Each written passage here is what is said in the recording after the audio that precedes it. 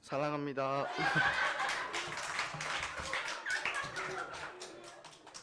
어, 제가 삶의 간증을 드립니다. 이 간증을 드리게 된 계기는 저희 부모님이 한번 해보면 어떻겠냐고 하셨고, 저도 한번 해보면 참 좋겠다는 것에 대해 하게 되었습니다. 제가 삶의 간증을 드리는데 제목이 있습니다. 제목은 바로 침례 받은 후 생활입니다. 많이 부족하더라도 제가 지금 긴장이 많이 되는데 말을 더듬거나 잠시 생각할 때가 있는데 그 정도는 귀여운 애교로 봐주시기 바랍니다. 일단 저는 침례 받기 전에는 침례를 받으면 예배 시간에 예배를 꼭 드려야지라는 생각이 있었습니다. 왜냐하면 예배를 드릴 수 있는 것은 형제의 특권이라고 생각했기 때문입니다. 그래서 저는 예배 시간이 너무 기다려지고 너무 기쁩니다. 그리고 침례를 받고 첫 예배 시간에 예배를 드리기 위해 마음의 준비를 하고 있었는데 형제님들은 아시겠지만 이게 첫 예배를 드릴 때 가만히만 있어도 심장 소리가 콩쾅콩쾅 거리는 게 다 들립니다.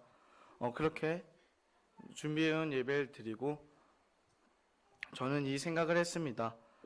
잠깐 한 번씩 예배를 드리는 것이 아닌 주일마다 항상 예배를 드리겠다고 저는 다짐을 했습니다. 그리고 저는 떡과 잔을 나누는데 고민이 하나 있었습니다. 그 고민이 뭐냐면 떡을 뗄 때 얼마큼 떼야 하는지 저는 이게 참 너무 고민이 많이 됐습니다. 너무 많이 떼면 다른 형제님들 눈치도 보이고 다른 형제님들이 볼 때 현수는 배를 채우기 위해 떡을 떼는구나 이렇게 생각을 할 수 있어서 저는 참 고민이 됐습니다. 이제 제가 떡을 뗄 차례가 왔는데 제가 이제 떡을 빨리 떼려고 그릇을 잡고 떡을 떼려고 하는데 손이 덜덜덜 떨리면서 잘 안 잡히는 겁니다. 그래서 빨리 옆에 형제님 분께 빨리 드려야 하는데 라는 생각을 하고 떡을 바로 떼고 옆 형제님께 드리고 제 떡을 보았더니 손톱만 했습니다. 떡이. 그래서 이 떡을 먹고 기도를 드리고 예배가 끝날 때 저는 이런 생각을 했습니다. 다음 예배 때는 떡을 지금보다 좀 많이 떼야지 라는 생각을 하기로요. 침례를 받고 저에게는 작은 고민이 하나 있었습니다. 지금을 보면 참 어이없는 고민이지만요. 그 고민은 바로 축구 캠프였습니다. 2학년 때 제가 축구 캠프를 못 가서 이번 축구 캠프는 꼭 가자고 했습니다. 저는 당연히 축구를 좋아하고 사랑하기 때문에 이번에 꼭 가고 또 이게 중학교 마지막 캠프이다 보니까 저는 꼭 가겠다고 다짐을 했습니다. 하지만 이게 축구 캠프 일정이 일요일에도 포함이 되면서 저는 이런 고민을 했습니다. 이 축구 캠프를 가면 예배를 못 드리는데 3일 동안 저는 생각을 하고 고민을 했습니다. 그리고 기도를 드리고 기도를 하고 나니까 이런 생각이 들었습니다. 구원받은 사람이 어떻게 이 예배 시간을 빠질 수 있나 이러면 안 되는데 라는 생각을 하고 친구들한테 이번 축구 캠프는 못 갈 것 같다고 얘기했습니다. 그랬더니 친구들이 저보고 왜냐고 물어보더라고요. 그래서 제가 이 캠프에 가면 일요일 예배 시간을 빠지는 것 때문에 갈 수가 없다고 얘기하니까 역시 친구들은 역시 현수는 교회 빠들이야 라고 말했습니다. 여기서 빠들이란 것은 한 그 일이나 무엇에 집중하는 건데 아무튼 그런 것입니다.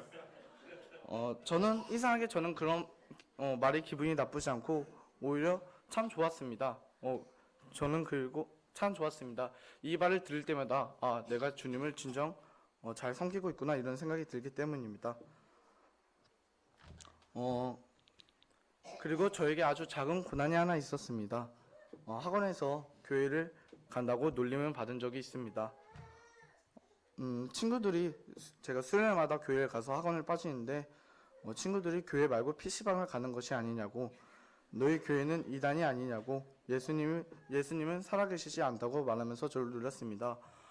이 상황에서도 영어 선생님께서는 신은 없다고 말씀하시니까 애들이 더욱 예수님을 조롱하고 욕하면서 저를 놀려댔습니다.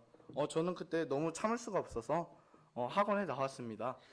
학원을 나오고 집으로 돌아오는 도중에 생각을 했는데 그 생각이 뭐냐면 도대체 왜 예수님이 이 친구들에게 욕을 먹어야 되고 왜 비판을 받고 조롱까지 받아야 하는지를 정말 생각을 하고 집에 도착했습니다.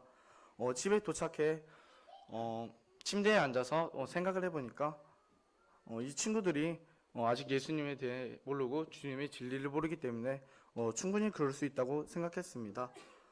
저는 이 친구들을 용서하기로 마음을 먹었습니다.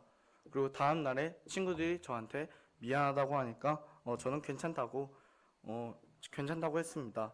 저는 이 일로 이 친구들이 앞으로 세상을 등지고 주님께 돌아올 때까지 이 친구들한테 예수님을 전해야겠다라는 다짐을 했습니다. 그리고 제 침례 받고 난 후에 교회 생활 말씀드리겠습니다. 저는 원래 희엘 찬양팀에서 율동부를 하고 있었습니다. 이 율동부에서 이제 인도자로 가는데 참 아쉬웠습니다. 그동안 율동부를 1년 4개월 동안 하면서 정도 많이 들고 신나는 율동, 잔잔한 율동을 하면서 주님을 섬겼는데 이런 생각을 하니까 참 아쉬웠습니다. 그리고 제가 희엘 찬양팀 율동부에서 율동을 한다고 하면 다들 깜짝깜짝 놀라시는데 제가 덩치가 이러고 둔해도 제가 한 율동은 합니다. 그리고 제가 율동하면서 깨닫는 게 하나 있습니다. 찬양이 주님한테 영광을 드리는 것도 있지만 율동으로서 몸짓을 통해 주님께 영광을 드릴 수 있다는 것을요. 그리고 드디어 학교가 개학을 했습니다. 학교가 개학하고 나서 저는 저희 반 애들과 친구들에게 본격적으로 예수님을 전하기 시작했습니다. 지옥은 어떤 곳이며 왜 지옥에 가면 안 되는지, 왜 예수님께서 이 땅에 내려오셔서 십자가에 못 박히시고 죽으셨는지를요. 이걸 말하면서 교회 한번 나와보라고 끊임없이 말했습니다. 그리고 어느 때처럼 저희 반 친구에게 예수님에 대해 말하고 있었습니다. 근데 갑자기 저희 반 애들이 저와 친구가 얘기하는 도중에 와서 자기들도 예수님을 한번 알아보고 싶다고 지옥에 대해 한번 말해달라고 했습니다. 저는 처음으로 이렇게 많은 애들이 예수님을 알고 싶다고 하니까 당황스러웠는데 주님께서 지혜와 용기를 주셔서 전할 수 있게 됐습니다. 그리고 이 얘기가 끝나고 몇몇 친구들은 그런 게 어딨냐고, 그런 게 말이 되냐고 라고도 하지만 또 어떤 친구들은 그렇구나, 그럴 수 있겠다라는 관심을 가졌습니다. 관심을 가졌습니다. 그래서 저는 이때 희망이 생겼습니다. 이 친구들을, 이렇게 관심 있는 친구들을 내가 교회에 전도하여서 이 친구들이 세상을 등지고 주님을 섬길 수 있겠구나라는 희망을요. 저는 이 희망을 통해 참 용기를 얻었습니다. 제가 이 친구들과 반 애들한테 앞으로도 더욱 열심히 예수님을 전할 텐데 저희 반 애들 친구들이 하나하나 주님 곁으로 돌아올 수 있게 저를 위해 기도 부탁드립니다. 그리고 제 주변에 예수님을 믿지 않는 친구들이 항상 저한테 물어봅니다. 수요일, 토요일, 일요일 이렇게 교회를 일주일에 3번씩 가면 힘들지 않냐고, 그냥 일요일만 가면 되지 않냐고 묻습니다. 저는 항상 이런 대답을 합니다. 하나님께서는 일단 모이게 힘쓰라 하셨고 또 교회에 가서 참된 말씀을 들으면 주님을 더욱 알아가는 시간이 되고 예배와 찬양을 드릴 수 있어서 좋고 같이 주님을 섬기는 사람들끼리 예배와 찬양을 드리면서 교제를 하고 놀면 정말 그 시간이 너무나 행복하고 기쁘다고 말합니다. 이러면 제 친구들은 역시 현수는 교회 빠돌이 이러면서 계속 말합니다. 저는 좋은 학교, 좋은 직장보다 주님을 섬기는 일이 좋은 게 뭐냐면 이 땅의 명예와 권력보다는 하늘의 소망을 바라보면서 살기 때문입니다. 물론 좋은 학교, 좋은 직장을 다니면 참 좋겠지요. 하지만 그 좋은 학교, 좋은 직장으로 인해서 교회에 못 나오고 주님을 섬기지 못한다면 저는 그 인생은 참 망한 인생이라고 봅니다. 이 세상의 명예와 권력을 위해 세상을 살다 보면 많이 힘들고 많이 바쁘고 마음이 지칠 테지만 하늘의 소망을 바라보며 살면은 어떤 일을 행복하고 즐겁기 때문입니다. 끝으로 형제로서 교회 생활을 하고 세상에 살아갈 때에 교만하지 않고 항상 겸손하며 저보다는 항상 주님을 생각하는 형제가 되겠습니다. 짧지만 부족하고 이렇게 어린 간증을 들어주셔서 감사합니다. 이상입니다.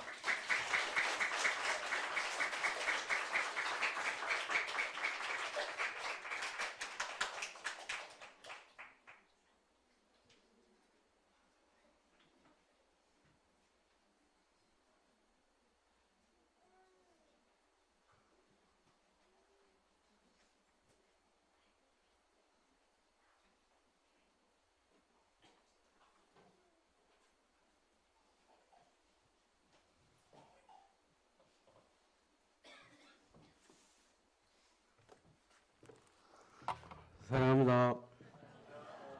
많이 보고 싶었습니다.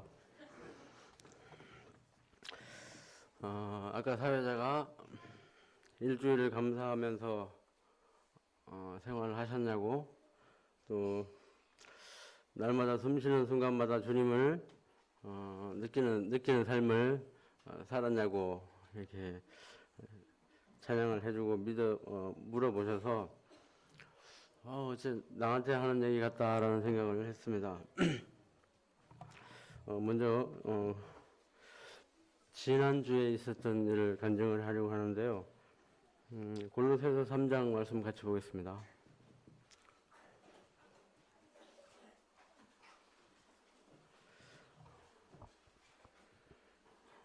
(3장 1절부터) 읽어드리겠습니다.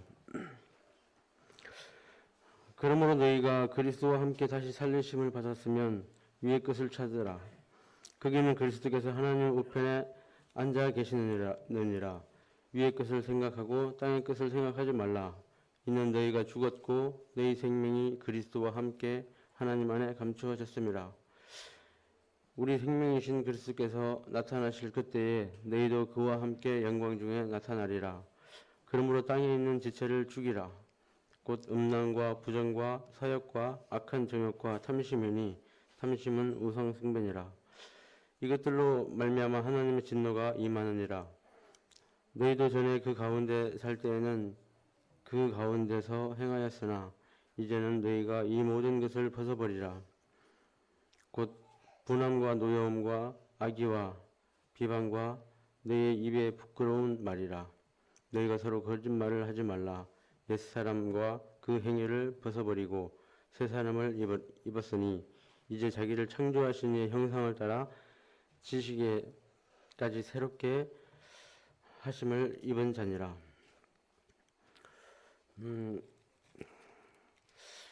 전에 직장에서 근무하던 그 기도 제목을 내놓았던 그 홍수영 씨라고 아실 겁니다. 나이는 37세고요. 전에 직장에 근무할 때는 굉장히 친하고 아주 그냥 잘 따르고 이렇게 했었는데 거기를 이제 원래 얘가 이제 근무를 하다가 나갔어요. 나가서 이제 백수로 놀기를 한 8개월 동안 놀길래 이제 다시 꼬셔가지고 다시 근무를 하게끔 해서 이제 지금까지 근무를 하고 있어요. 근데 이 친구가 이제 제가 거기를 나오니까 굉장히 서운한 마음이 있었는데 그 서운한 마음이 아주 미운 마음으로 이렇게 마음을 간 것 같았어요. 전화가 술만 먹으면 전화가 옵니다. 엄청나게 안 좋은 말들을 지금까지 49년 살면서 이게 배가 전부 다 그 배입니다. 엄청 배불렀습니다. 어, 그래서 이제, 기분이 안 좋아서 아직 어리니까 그런갑다 하고 이제 지나갔는데, 한 달이 지났는데, 지난주 토요일 날 이제 전화가 왔어요.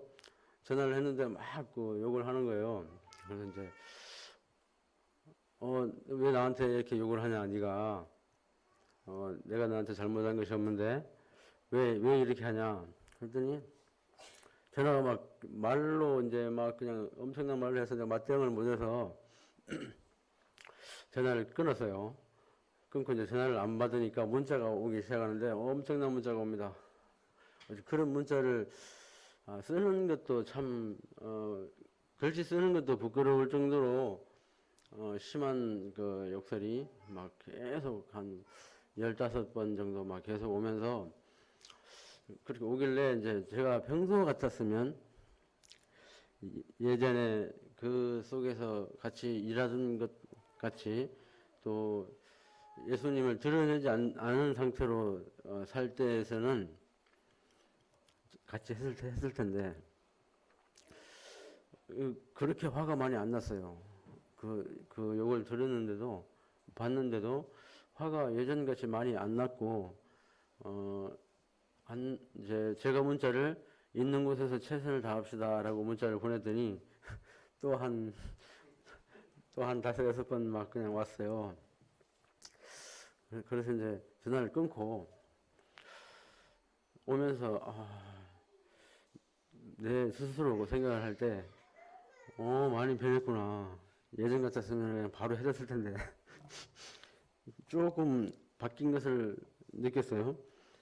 주일이 지나고 이제 월요일 날 출근해서 이제 만나서 얘기를 해야겠다. 생각하고 만나서 얘기를 하려는데, 첫 번째 마디가, 야, 임마입니다. 37세에다가 49인데, 참, 어떤 분은,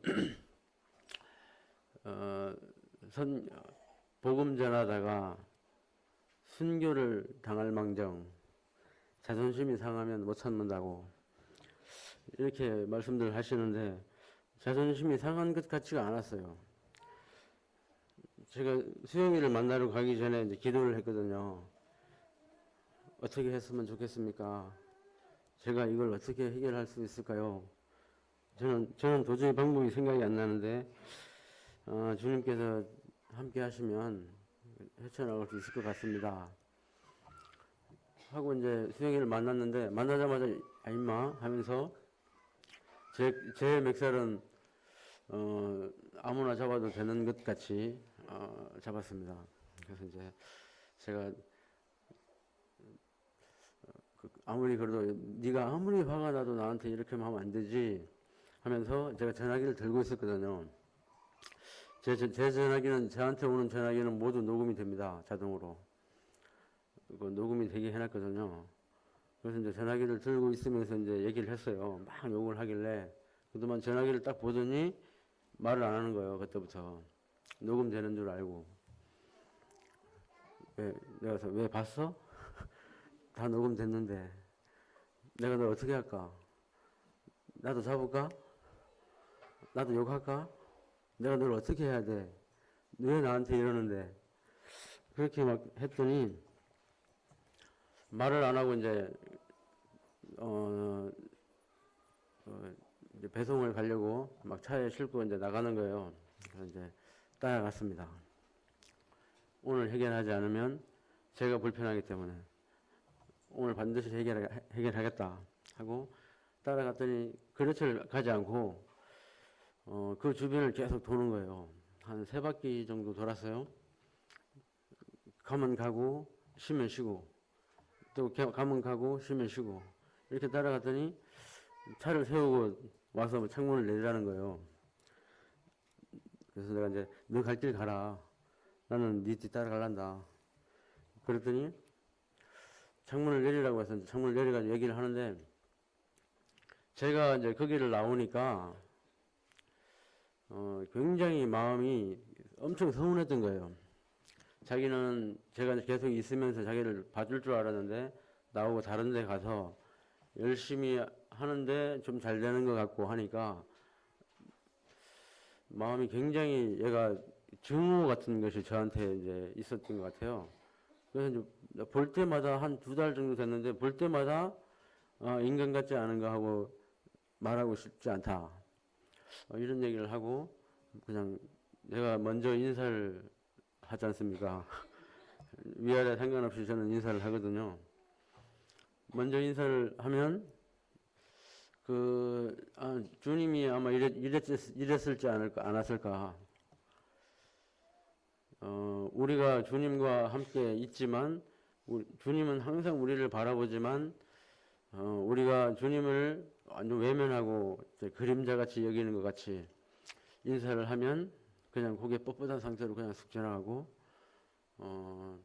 그냥 진짜 완전히 뭐 사람 아닌 것 같이 이렇게 취급을 하는데 기도를 했죠. 왜냐면 내가 기도 제목에 올려놨는데 얘를 복음을 듣게 해달라고 기도 제목에 제가 올려놨는데 나로 인해서 다른 성도님들이 이분을 위해서 기도를 하고 계실 텐데 기도 제목 올려놓은 당사자가 이것을 깨버리면 안 되는 거잖아요.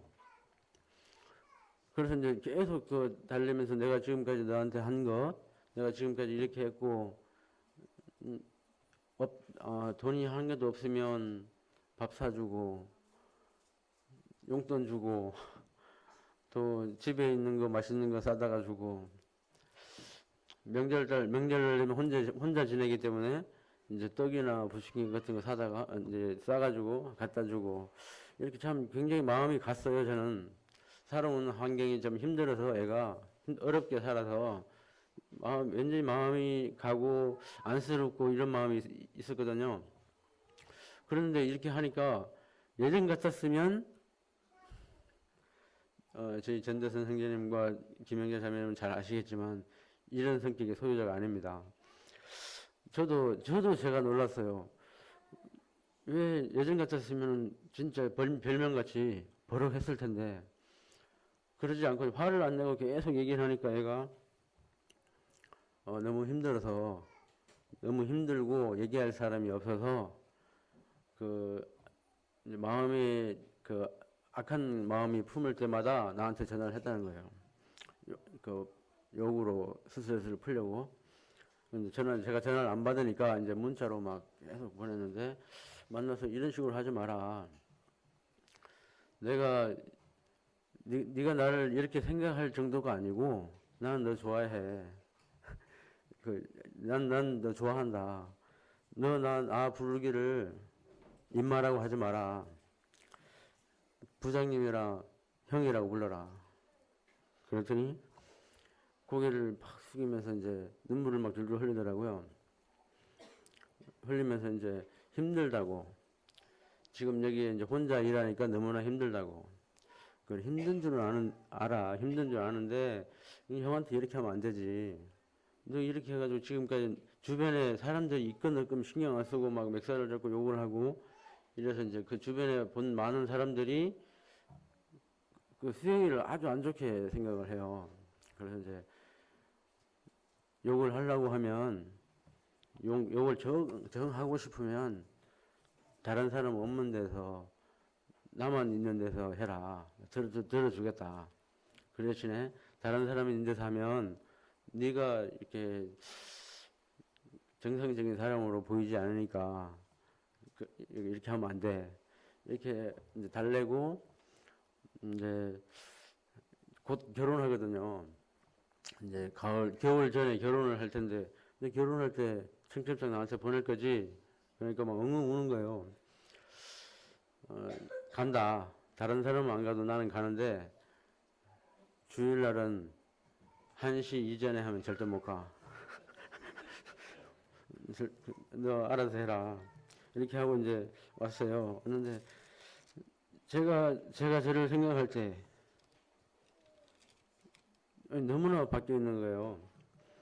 원래 진짜로 저도 이런 사람이 아닌데 저도 자존심을 누군가가 건들면 진짜 한없이 그냥 화가 나서 기절할 정도로 화를 못 참는 사람인데 의외로 화가 많이 안 났어요. 그래서 왜 그럴까? 이유는 한 가지더라고요. 기도예요, 기도. 주님이 저를 이렇게 사용하셨어요. 절대로 제가 그렇게 이렇게 넘어가고 저쪽 상대방이 욕을 할 때 좋게 이렇게 부드러운 말로 얘기해주는 그런 부드러운 남자가 아니거든요. 밖에서 일할 때는 교회에서는 아무도 모르시겠지만 저도 굉장히 까칠한 남자입니다. 근데 주님이 이제 우리가 비록 다른 생각을 하고 주님을 바라보지 않고 있다가도 주님을 찾고 의뢰하고 주님께 도와달라고 요청하면 주님은 안 돼. 절대로 널 도와줄 수 없어. 이렇게 하지 않습니다. 주님은 진짜 나 같은 자에게 그렇게 부드러움을 나를 통해서 이제 나타내 주는 것이 놀라웠어요. 그래서 주님이 아무것도 염려하지 말고 다만 모든 일에 기도와 간구로 너희 구할 것을 감사함으로 하나님께 아뢰라. 그리하면 모든 지각이 뛰어난 하나님의 평강이 그리스도 예수 안에 너희 마음과 생각을 지키시리라. 마음과 생각을 지키신답니다. 아마 그 휴대폰에 걔가 보내온 문자를 15통화에다가 이게 문자까지 그냥 다 이렇게 입력을 해놨었는데 쉽게 그냥 지워버려야 되는데 아직 가지고 있었어요. 그래서 주님이 이랬을까? 주님이 이런 마음이 있을까? 이런 생각을 하게 돼요. 우리가 외면할 때, 우리가 그림자같이 여길 때 주님의 마음은 어땠을까? 조금 이렇게 공감하고 주님이 이런 마음이었겠구나. 한 10만 분의 1 정도 이렇게 같이 동감하는 그런 일주일이었습니다. 그리고 이제 그렇게 이제 잘못했다고 용서해달라고 눈물로 이제 빌어서 그래 이제 네가 진실이든지 진실이 아니든지 잘못했다고 하니까 용서해 주겠다. 그 대신에 다음에는 정 보고 싶고 욕할 사람이 필요하면 전화해라. 내가 나가서 들어주고 밥 사줄 테니까. 그렇게 하고 해줬는데 한 30분 정도 지났는데 이제 전화가 왔어요. 잘못했다고 한 말이 빈말이 아니라 진심이었다고 전화가 다시 왔더라고요. 그래서 참 주님 안에서 자라간다는 것이 이런 것인가. 참 많이 변했구나, 지혜너도. 그래서 주님 항상 이게 운전을 많이 하는 직업입니다. 지금도 이제 운전을 많이 하고 있고요. 이제 제가 들어간 지 이제 두 달 됐거든요. 이제 2달 됐는데 차가 나온 지는 한 달 한 20일 정도 지났습니다. 지금 한 8,000km 정도 탔거든요. 그럼 이제 이 상태로 가면 1년에 8만 km 탄다는 얘기인데, 지금 처음이니까 운행을 많이 해야 되는 상황이에요.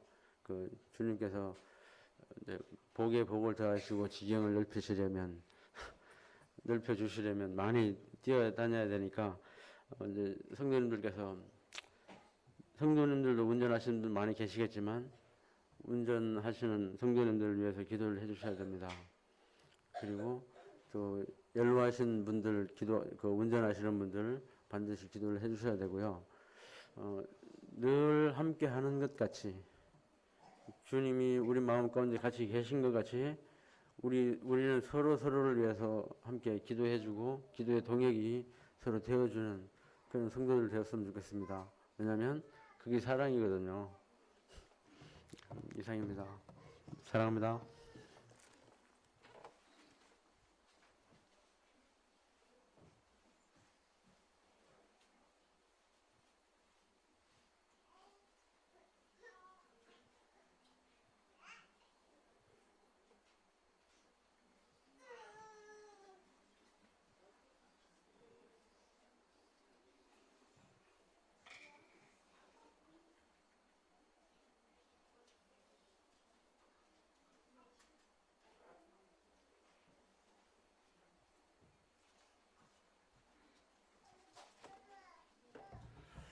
안녕하십니까. 우리 김재인 교님이 다 좋았는데 한 가지 좀 서운한 부분이 있네요. 저는 원래 남이 뭐 해놓고 나면 이리 꼬집어서 지적하기를 좋아하는 사람이라 뭘 잘못된 것 같습니까?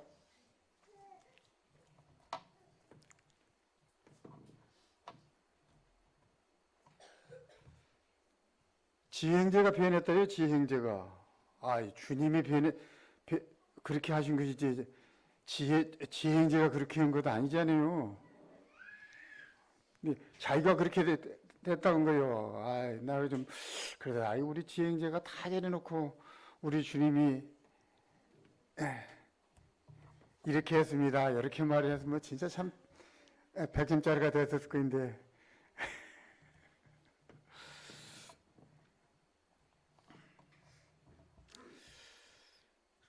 갑자기 저희 큰 누나가 돌아가셔가지고 참 이번에 그 여천을 다녀왔었는데 우리 김동준 형제님에게는 그 누나의 가정에 대해서 좀 얘기를 해줬습니다. 근데 돌이켜보면 참 우리 교회에서도 지난날에 우리가 구원받고 나면 참 이 구원에 대해서 믿음에 대해서 너무나 안 가르쳤고 그렇구나. 죄사함만 가르쳤지 하나님에 대해서 가르치지 못한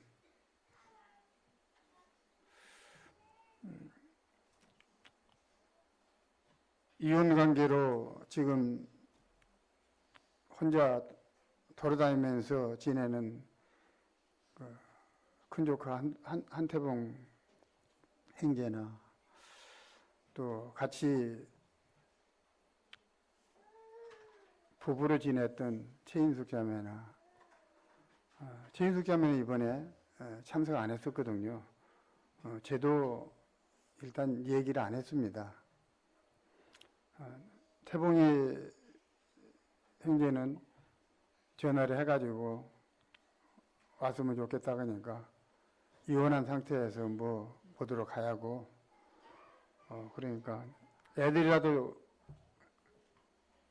보내야 되지 않느냐고 이렇게 말을 했는데도 안 보냈다고 또 하더라고요. 그래서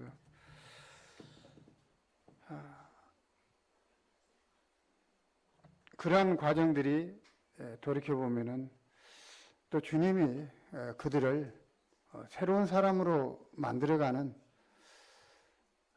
그의 아픔이 아니라 결국은 아름다움으로 주님이 만들어가고 계시는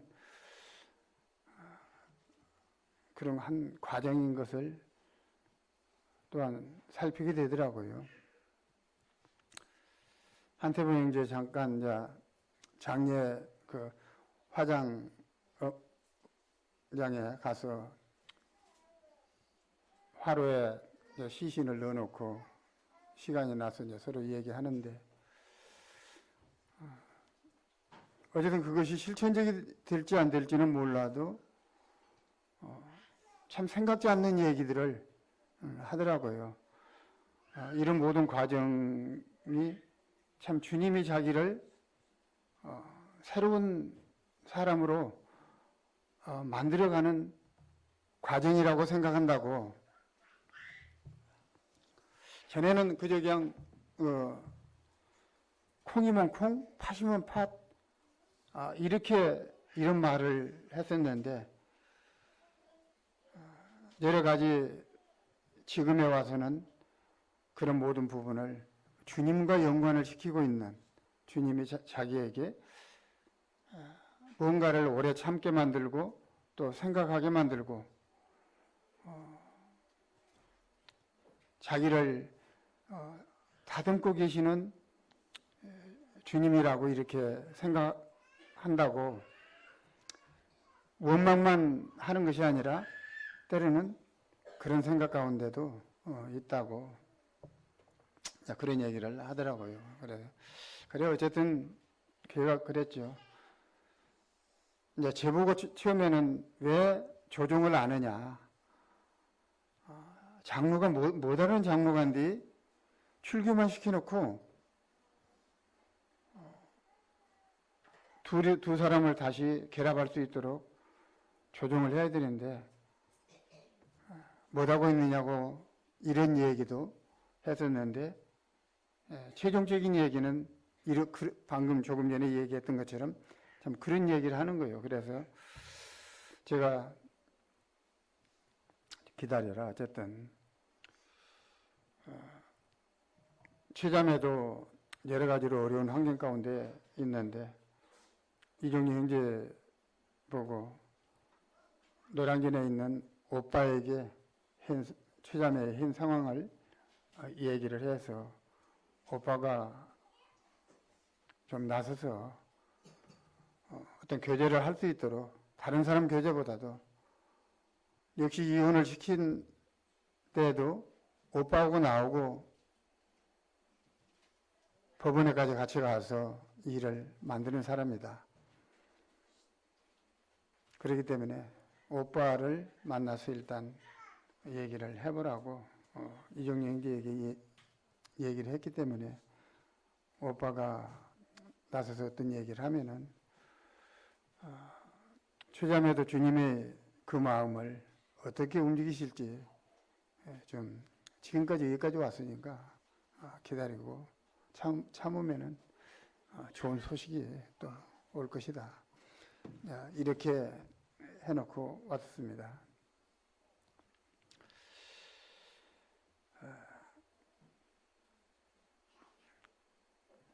죄삼에 대한 부분만 우리가 참 과거에 복음을 전하고 초창기에 그렇게 하고 구원받은 이후에 하나님이 어떤 분인가에 대해서 우리의 믿는 믿음이 어떤 것인가에 대해서 가르치지 못한 이런 참 아쉬운 부분들을 다시 한번 생각하게 됩니다. 우리가 고린도 후서에서도 사도 바울이 고린도 교회 성도들에게 고린도후서 13장입니까? 거기에서도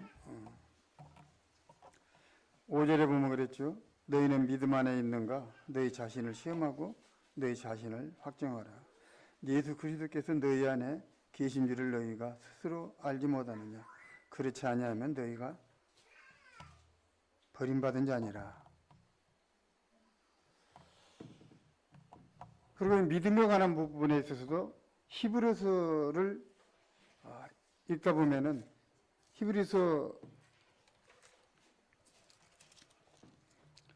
11장에서 보면 그러죠. 믿음은 바라는 것들의 실상이요 보이지 않는 것들의 증거니 선진들이 이로써 증거를 얻었느니라. 믿음으로 모든 세계가 하나님의 말씀으로 이루어진 줄을 우리가 아나니 보이는 것은 나타나는 것으로 말미암아 된 것이 아니니라.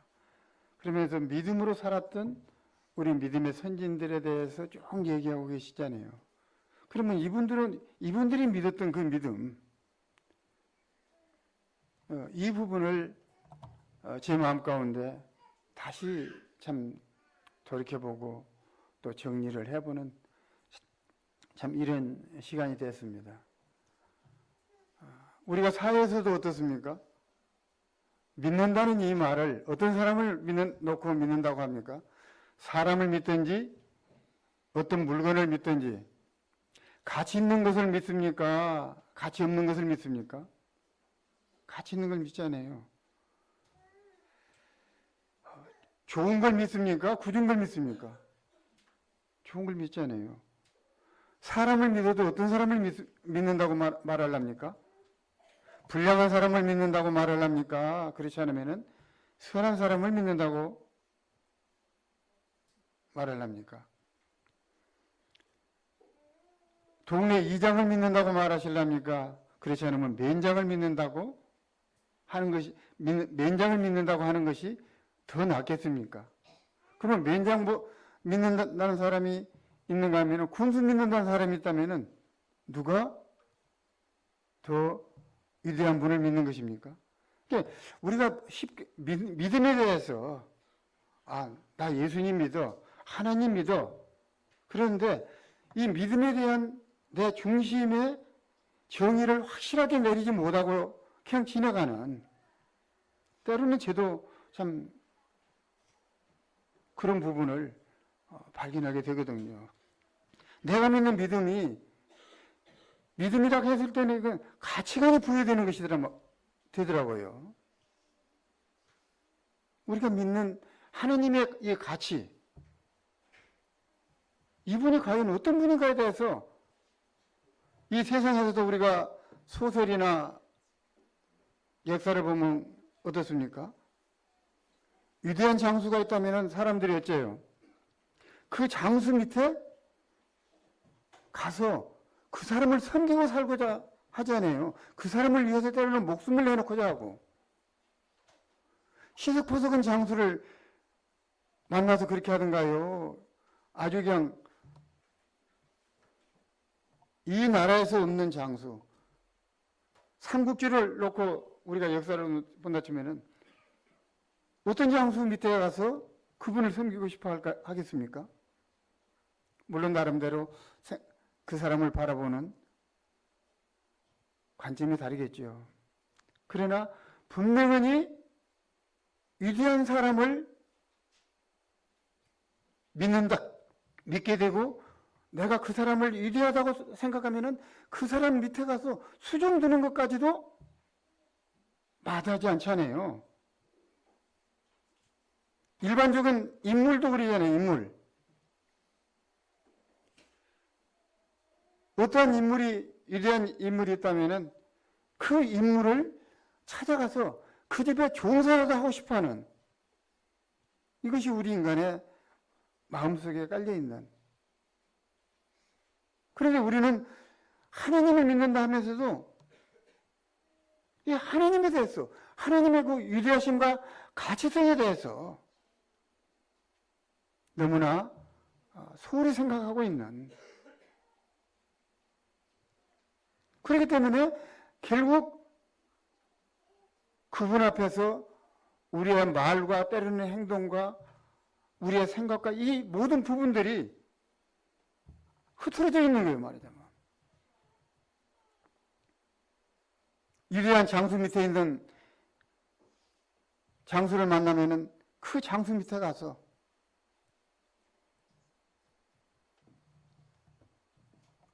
그분의 명령을 따르면서 종이 되고 싶어하는 인간으로서, 죽어도 그 사람을 위해서, 죽어도 그 사람이 섬기고 있는 그 나라를 위해서 목숨을 바치고자 하는,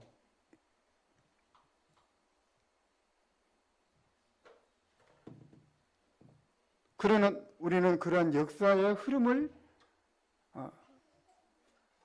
잘 알고 있는데 거기까지 우리는 생각을 놓치고 지나가는. 그렇기 때문에 하나님을 믿고 예수님을 믿는다 하면서도 우리의 생각이 그분 아래에 있다는, 제가 지난 마지막 시간에 시편 139편 말씀 같이 봤잖아요. 그분이 우리를 향하신 그분의 모습, 참 나라고 하는 인생을 그러니까 나를 창조하신 분이라 하면서 이 창조주에 대한 이 생각이 너무나 가벼운, 세상을 3절에 그랬잖아요. 히브리서. 믿음으로 보는 세계가 하나님의 말씀으로 지어진지를 우리가 아나니 보이는 것으로 나타나는 것으로 말미암아 된 것이 아니라, 믿음으로 아벨은 가인보다 더 나은 제사를 하나님께 드림으로 의로운 자라 하시는 증거를 얻었나니 하나님이 그 예물에 대하여 정언하심이라. 그가 죽었으나 그 믿음으로써 지금도 말하느니라. 믿음으로 에녹은 죽음을 보지 않고. 이 사람들이 행하는 행동이 뭐냐고 말이죠. 믿음으로 나타난 행동이잖아요. 가인과 아벨에 대해서 그냥 아벨이 가인을 죽였다 이렇게 우리는 생각하는데 가인은 악하고 성경에서는 물론 그렇게 표현했습니다. 그들이 나이가 상당히 들었겠죠. 하나님 앞에 제물을 드릴 정도라면은 스스로 개인적인 그러면은 아벨이 형의 성격을 몰랐을까요? 알았을까요? 알았잖아요. 형이 드린 제물을 하나님이 연락하지 않았어요. 그러면 만약에 이런 형 앞에서 자기가 하나님이 원하는 제물을 드린다면은 형이 자기를 죽인다는 것 생각했을까요? 안 했을까요? 할 수 있었던 거예요. 그러나 아벨은 하나님이 원하는 제물을 드렸던 거예요. 말하자면 형이 자기를 분명히 죽일 줄을 알면서도 형의 성격과 이미 그는 하나님에게 제물을 먼저 드렸는데 하나님은 그를 받지 않으므로 그는 부는 마음을 지금 안고 있단 말입니다. 하나님이 기뻐하시는 제물을 자기가 드렸을 때 형으로부터 나타나는 그 반응이 어떤 반응이 나타날 것이라는 것을 주어진다는 것을 알면서도 이는 그 죽는다는 걸 알면서도 바른 제물을 드렸던 거예요. 말하자면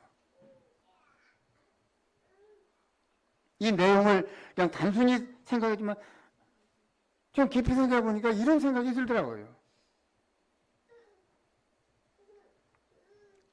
에녹은 죽음을 보지 않고 옮기셨으나 하나님은 그를 옮기심으로써 다시 보이지 아니하셨느니라. 에녹의 삶은 하나님에 대한 그 가치관을 알고 그분이 기뻐하시는 삶을 따라 살았다는 거예요. 말하자면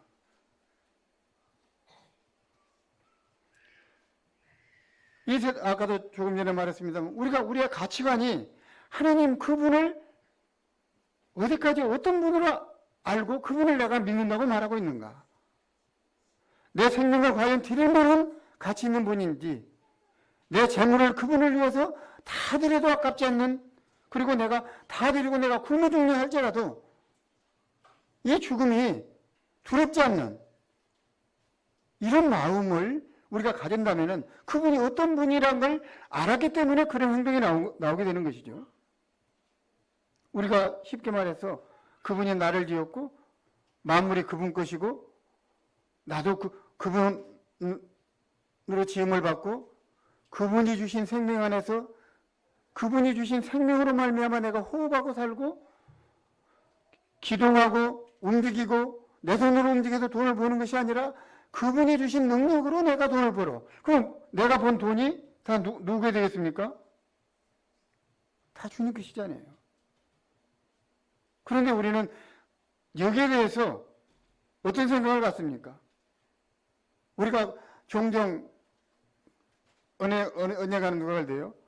차를 사면 간증을 할 때 주님이 주셨다는 거예요.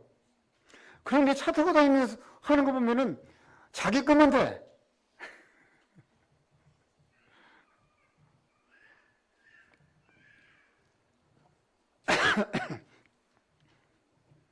모든 걸 때리는 우리 성도들이 이것도 주님이 주셨다, 저것도 주님이 주셨다. 집을 사면서도 주님이 주셨다. 뭘 사면서도 주님이 주셔서 샀다는 거예요. 그런데 주님이 원하는 것에 대해서 주님이 줬으면 주님이 원하는 그 주님의 마음을 알고 주님이 원하는 것만큼 이것을 내줘야만이 되는 것 아니에요. 주님의 주권을 알고 그 주님이 또한 어떤 분인가를 얼마나 위대하신 분인가를 나의 생명을 참으로 주관하고 계시는 분인지 내 인생을 그분의 계획 가운데 창조하시고 그분의 계획 가운데 나를 내 길까지 인도하시고 또한 나의 남은 생애가 어떻게 되든지 그분이 다 주관하시고 나를 그분의 나라에까지 그분이 데려가실 것이라는 걸 참으로 믿냐고 말이죠. 말이야. 그렇다면 나에게 주어진 어느 것 하나 내 것입니까? 아니잖아요. 주님이 원하는 거. 이런 부분에 대해서 만약에 내가 가지고 있는 이것을 주님이 원한다면 우리 형제자매님들 그런 생각 혹 안 해보십니까? 주님이 원한다면 내 것이라고 생각하면은 이 계산밖에 안 나와요. 더하기 빼기 이 계산밖에 안 나오잖아요. 근데 주님 것이라고 생각하면 계산했다가도 부끄럽죠, 이것이.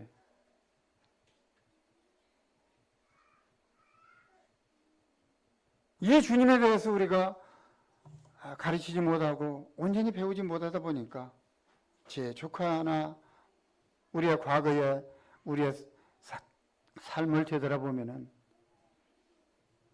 참 주님을 입으로만 주님으로 하고 입으로만 하나님으로 했지 주인을 주인으로 여기지 아니하고 주인의 것을 주인을 위해서 사용하고자 아예 안 하는 내 것을 얼마만큼 띄워놓고 이것만 그냥 드리면 되겠지. 이만큼 드릴까 저만큼 드릴까. 우리 마음 가운데 그런 계산 안 나오던가요? 나오던가요? 항상 우리는 어떤 일에 계산부터 하는 거예요. 이거. 내 것인 것처럼 많이 넣어놓으면 손해볼 것처럼 생각하는 거예요. 죽을 것처럼 생각하는 거예요. 말하자면 우리의 죽음이 어떤 죽음입니까? 아벨은 형한테 돌을 맞아 죽었잖아요. 그런데 아벨의 죽음으로 끝났습니까? 가인이 죽음으로 끝났습니까? 결국 가인은 죽음으로 끝난 거예요. 아벨은 죽음이 아니었잖아요. 우리가 로마서를 다시 읽으면서 요새 지금 정리를 해보니까 이미 우리는 아담으로부터 받은 생명은 이미 죽은 생명이에요. 무가치한 생명이에요, 말하자면. 뭐 죄라는 죄의 생명이다 여러 가지 표현들을 하는데 뭐 하말 티라 어디냐 뭐라더냐 그것이 중요한 것이 아니라 그런 어떤 표현이 중요한 것이 아니라 우리는 이미 하나님 앞에 죽은 생명이에요. 아담의 생명이 어찌 됐습니까? 마귀에게 뺏겨버린 하나님의 생명이 아니라 마귀에게 이미 팔려가 버린 생명이 되어버리잖아요. 우리는 그 생명을 지금 가지고 있는 겁니다. 하나님은 그런데 아담을 심판하지 아니셨단 말입니다. 그런 썩은 생명을 갖고 우리 생활 가운데서 나타나는 것이 뭡니까? 썩은 행동과 썩은 말이잖아요. 그걸 모르고 살아가는 인생들에게 모세를 통해서 율법을 줘서 너희들의 행동이 어디서 나타나는 것인가를 깨우쳐 준 거예요, 말하자면.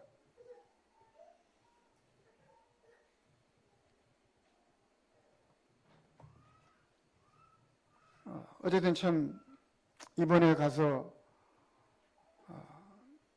그들도 저희 누나도 교회를 오래 다니셨어요. 그런데 저희 자영은 그 동네 교회를 안 나가고 여정교회를 다녔어요. 근데 자영은 그래도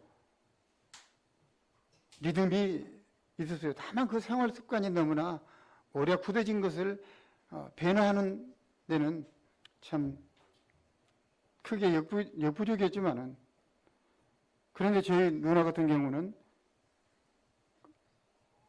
교회를 다녔어도 그 덕양이라고 하는 시골 교회에 크게만 매였던 거예요. 자영이 며느리를 데리고 여정교회를 가고 싶어 했는데 자영 초상 때에도 그 동네 교회에서는 아무도 안 나왔어요. 그런데 누나 때문에 그 며느리나 아들이 작은 아들이 태봉의 동생이 여정교회를 못 나왔어요. 말하자면. 헌우경제랑 가서 예식은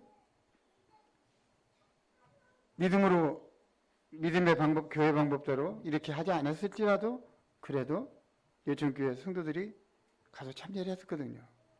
그랬는데 그런 어떤 과정 가운데서 이걸 돌이키려고 하는데 참 어려웠던 거예요. 말이죠.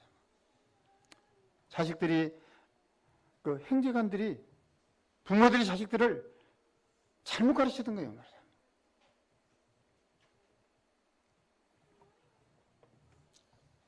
그래서 이제 와서 이 탄식이 쌓여갖고 옳은 말이 안 들어가는 거예요. 내가 이제 와서 뭘 믿겠냐? 이렇게 된 거예요. 자식들이 저 모양인데. 이렇게 되는 거예요. 사단이 그냥 기회를 타서 그런 식으로 바꿔본 거예요. 자식들이 저 모양인데 이혼하고, 큰아들도 이혼하고 작은아들도 이혼하고, 형제간에 만나면 싸워갖고, 이번에도 가니까 넷째 딸인가 그 딸이 어머니하고 강하게 싸웠다더라고요, 과거에. 그랬는데 어머니 돌아가셨는데 그냥 남처럼 좋은 것만 하고 집으로 되돌아가 버렸어요. 참여치 않은 거예요.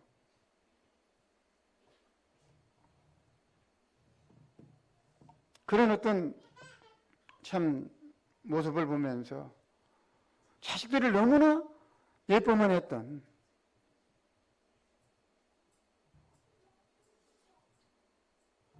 그것이 저에게는 너무나 안 좋게 보여서 저는 반대로 저희 집 아이들에게 아주 그냥 역으로 아닌 건 절대 아니고, 긴 건 철저하게 기고, 이렇게 했던 거예요. 근데 너무나 자식들을 갖다가 주관 없이 그렇게 키우다 보니까 지금도 7명이 모였지만은 안 되는 거예요. 참 어려운 거예요.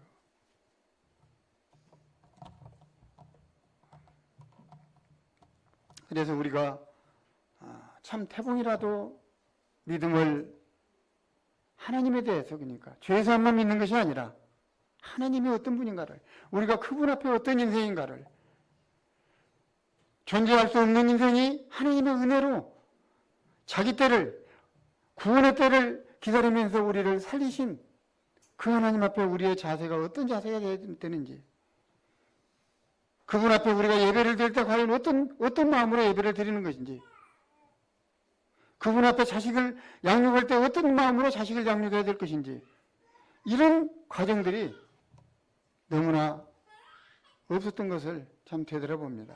우리 형제자매님들, 내가 믿는 그 하나님 과연 어떤 분이고, 세상에서도 위대한 분이 있으면 그분 소화에 들어가기를 원하는 세상 사람들이 있지 않아요.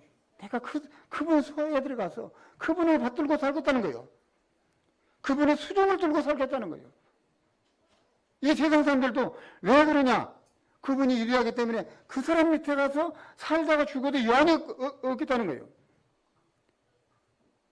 그분을 위해서 죽는 것이 좋다는 거예요. 이 세상 사람들도 그러지 않아요. 그러면 우리는 하나님 그분이 누굽니까? 그러면 그분을 한번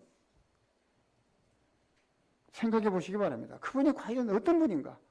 그분 앞에 나의 자세를 과연 어떤 자세를 취해야 되고, 내 마음 준비를 어떻게 해야 되는가? 또 그 내 마음에 준비된 이 마음을 자식들을 향하여서 어떻게 해야 되겠는가? 이런 우리 형제자매님들이 한번 가져보시기 바랍니다.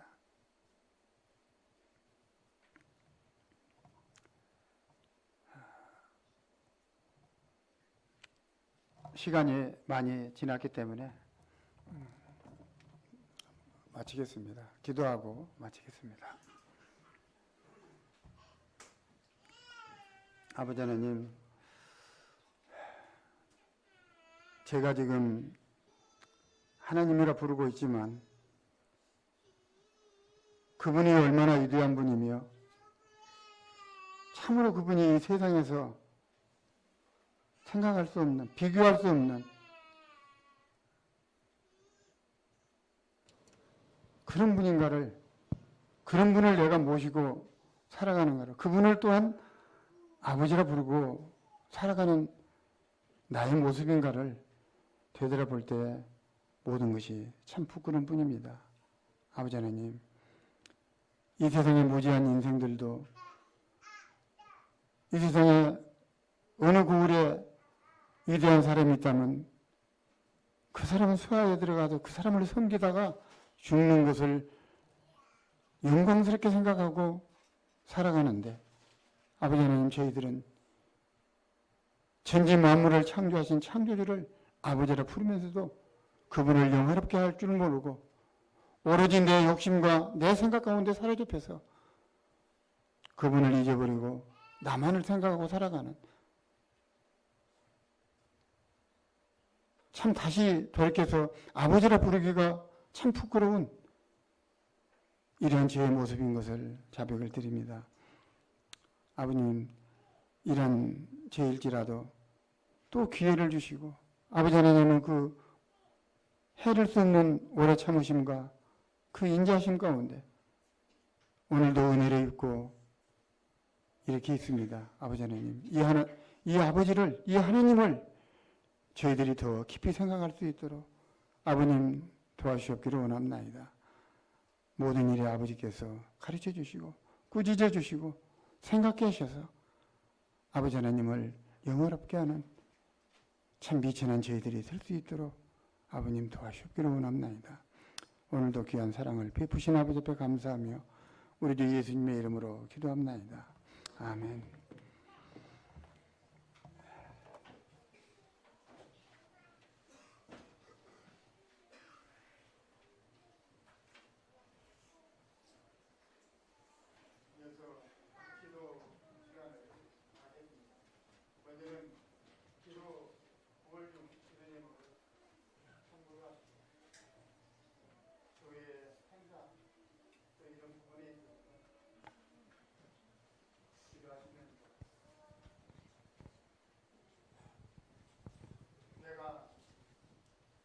좀 참여하기, 동참하기 어려운 마음이 있더라도 우리가 그분을 어떤 분으로 여기냐에 따라서 우리 마음이 가벼워지고 또 우리 마음이 쉽게 움직여지리라 생각이 듭니다. 그분의 위대하심, 그분의 존귀하심, 얼마만큼 존귀한 분인지 한번, 때로는 내가 가지고 있는 재물 계산하는 것처럼 그분에 대해서 우리가 계산을 하다 보면은 우리의 마음이 그래도 즐거움이 있으라 생각이 됩니다.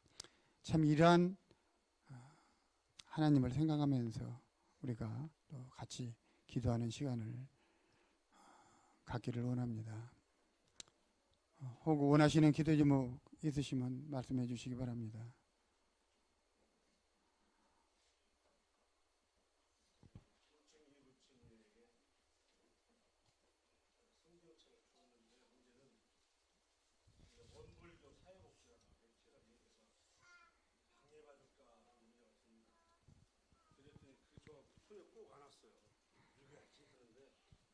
아무래도 시설이 그 종교가 다르기 때문에 그래서 그 지역 면제가 돼서 애플이고 다 읽겠다고 했는데 방해받지 않고